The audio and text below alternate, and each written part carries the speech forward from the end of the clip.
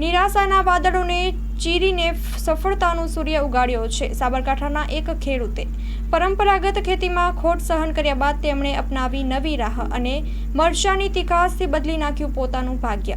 વાત છે સાબરકાંઠા જિલ્લાના પ્રગતિશીલ ખેડૂતની કે જેમને મરચાની ખેતીએ બનાવી દીધા છે લાખોપતિ। જોઈએ એક વિશેષ અહેવાલ। આ એ જ ખેતરો છે કે જ્યાં થોડા સમય પહેલા ઘઉં, મકાઈ અને બાજરી જેવા પાકો લહેરાતા હતા, પરંતુ સાબરકાંઠા જિલ્લાના ઈડર તાલુકામાં પોશીનાના જીગરભાઈએ સમયની માંગ પારખી અને બાગાયતી ખેતી તરફ વળ્યા। તેમણે પોતાના 2 એકર ખેતરમાં મરચાની ખેતી શરૂ કરી અને પોતાના સખત પરિશ્રમ અને યોગ્ય આયોજનથી આ વર્ષે અત્યાર સુધીમાં 14 લાખ રૂપિયાનું જંગી ઉત્પાદન મેળવ્યું છે।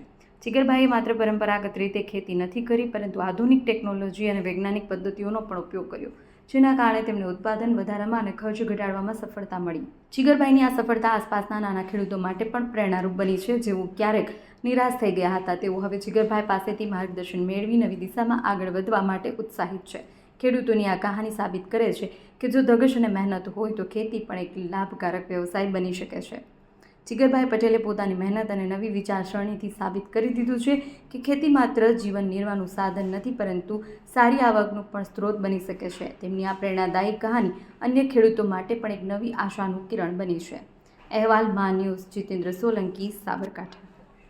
પહેલાં અમારા બાપ દાદાઓના વર્ષોથી જે ચાલુ હતી ખેતી, ઘઉં, બાજરી, કપાસ, મકાઈ, તુવેર, પણ એ ખેતીની અંદર ખર્ચ વધારે થતું, ઉત્પાદન સારું એવું મળી રહેતું નહોતું, અને જેની કારણે સરેરાશ નુકસાન જતું હતું।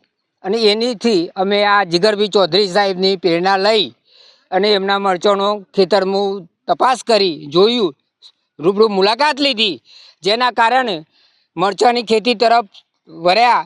એમનું ઉત્પાદન સારું મળેલું હતું, જે પ્રેરણા લઈ અમે પણ એ બગાયત ખેતી તરફ વળ્યા, જેથી બગાયત ખેતી અત્યારનો યુગ આવી ગયો છે, જે ડ્રીપ છે, જે ઓછા પાણી એ વધુ ઉત્પાદન મળી રહેશે અને વધુ ખર્ચ કરવો પડતો નથી, દવાઓનો ખર્ચ ઓછો થાય છે અને વધુ ઉત્પાદન મળે। એ માટે અમે હવે બધા પ્રેરણા લઈને, અને હું પણ કહું છું કે આગામી બધા જ ખેડૂતો જો બગાયત ખેતી તરફ વળશે તો હું ધારું છું તો એ પ્રમાણે તેમને ઓછી મહેનત પર વધુ ઉત્પાદન લઈ શકશે અને સારું એવું ઉત્પાદન લઈ અને પોતાનું જીવન ગુજરાન ચલાવી શકશે। જીગરભાઈએ વિચાર કર્યો કે મરચાંની ખેતી કરું, તો એમને મરચો વાવ્યો, ખાતર, પાણી, દવા સારી માવજત કરી, મરચાંનો ઉતારો સારો આવ્યો। અમને પણ એવો વિચાર આવ્યો કે અમે નાના ખેડૂત છીએ, અમે પણ આ રીતે ખેતી કરીએ મરચાંની, અમને પણ સારો ભાવ મળે, સારો ઉતારો આવે। વર્ષોથી અમે ઘઉં, બટાકા, કપાસ આ બધી ખેતી કરતા હતા અને એમાં ઉત્પાદન બી ઓછું મળતું હતું અને ભાવ બી નહોતો મળતો। એના પછી અમે લોકોએ મરચાંનું ખેતી કરી છે અને મરચાંમાં સારું એવું ઉત્પાદન રહ્યું છે અને ભાવ બી સારો મળ્યો છે। 4.5 વીઘા જમીનમાં મારે મરચાં વાવેલો છે, 51,000 પ્લાન્ટ છે અને 3600 મણ જેટલું વાવેતર કાઢ્યું છે, મરચું કાઢ્યું છે અને અત્યારે 14.5 લાખ જેવો માલ જોશે અને હજી બંને કરે છે। હજુ 300-400 મણ જેવો માલ ને કરે।